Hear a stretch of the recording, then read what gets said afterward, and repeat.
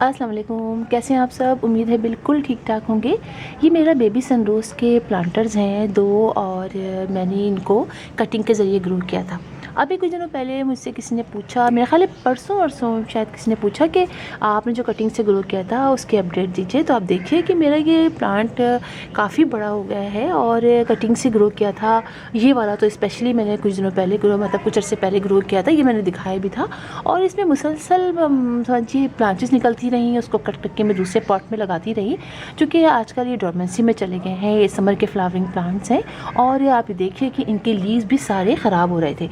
जैसे जैसे लीव्स इस तरह के देखिए ये पानी में इस तरह से गलने से लगते हैं, तो हम इसको इस तरह से तोड़ देते हैं। इसलिए कि कुछ अर्से बाद जब गर्मी आएंगी तो हमारी सारी इन ब्रांचेस में जहाँ जहाँ से लीव्स खाली हो गए हैं, यहाँ दोबारा से ब्रांचेस देखिए जैसे कि ये निकलनी शुरू हो जाती है ना। देखिए आप इस तरह से ब्रांचेस निकलनी शुरू हो जाती हैं। और चूँकि मेरे पास ये काफ़ी लंबे लंबे हो गए हैं और मैंने इनको अभी हैंगिंग प्लांटर में नहीं लगाया है, तो मैं सोच रही थी कि कुछ में इनको दोबारा से कटिंग करके दोबारा से ग्रो कर लूँ।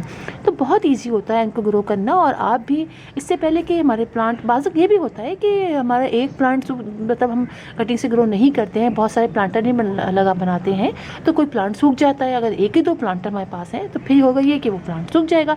इससे अच्छा ये है कि जैसे जैसे इस तरह से लंबी लंबी कटिंग्स हो जाए, आप उसको कट करके दूसरे प्लांटर तैयार कर लीजिए, तो फिर अच्छा भी लगता है। इतनी लंबी कटिंग खाली पॉट में लगी अच्छी नहीं लगती है। और प्लांटर में भी आप अगर हैंगिंग प्लांटर में भी लगाते हैं तो फिर भी हमें इसकी कटिंग करते रहना पड़ती है, तो प्लांट ये अच्छे तरीके से ग्रो करता है। तो आज मैं वही करने जा रही थी, तो मैंने सोचा कि आप लोग के साथ भी शेयर करूं। ये देखिए कि जो मैंने ये पॉट लिया है, ये इसके अंदर मैंने 3 चीज़ें ली हैं।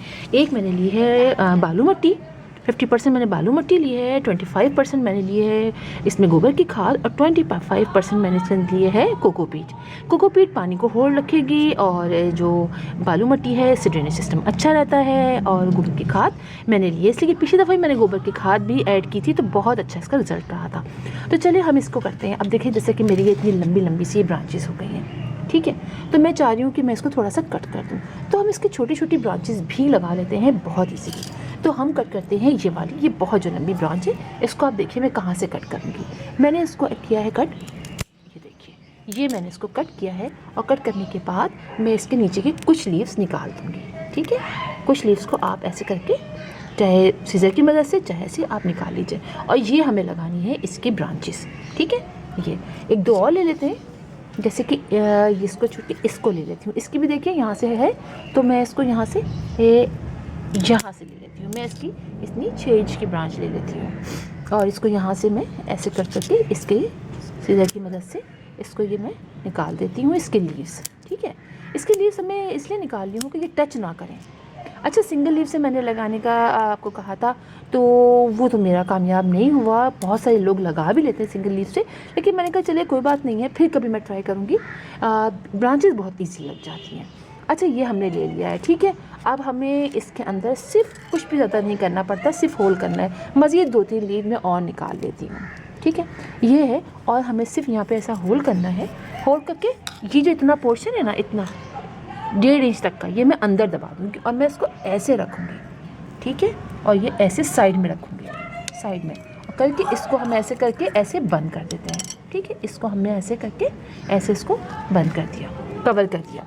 इसी तरह दूसरी ब्रांच ली थी, उसको भी हम लगा लेते हैं। तो इस तरह करके देखिए यूँ किया, यूँ करके इसको कर दिया। अच्छा, ये करने के बाद ना आपने इसको बहुत ज़्यादा पानी नहीं डालना है, ठीक है। आपने बहुत सारा पानी नहीं डालना है, इसलिए कि ओवर वाटरिंग से हमारा ये प्लांट अक्सर ख़राब हो जाता है। आपने इसको शेडी प्लेस में रखना है अभी, और इसके बाद पानी नहीं डालना है इसके अंदर ज़्यादा, और हल्का सा आपने स्प्रे कर देना। अब देखिए कि आप ये ड्राई हो गया है, तो आप हल्का सा इस पर स्प्रे कर दीजिए। सिर्फ इस तरह से मैंने बहुत सारी ब्रांचेस लगाई हैं और सारी ही ब्रांचेस हमारी बहुत अच्छे तरीके से लग जाती हैं। चलिए इसी में से मैं ये एक और ब्रांच ले लेती हूँ, ये ऐसे करके। बहुत इजी है, और आजकल भी आप लगा सकते हैं, ऐसी बात नहीं है कि आजकल हम नहीं लगाएं। बस हाँ, थोड़ी सी आपको उसको ऐसी जगह रखना है जहाँ पर बहुत ज़्यादा मतलब तेज़ धूप ना आए अभी, ठीक है। बस ये किया और हमने इसको ऐसे लगा दिया।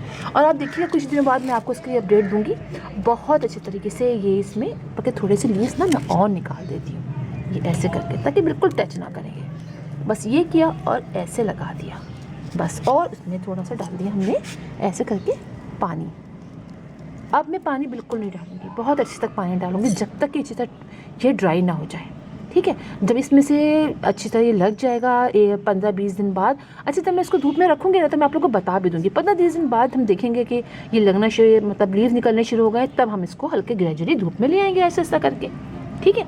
बस ये करना होता है, बहुत ईजीली हमारा प्लांट लग जाता है। और बहुत सारे प्लांटर्स अगर आपके पास हैं तो आप तैयार कर लीजिए।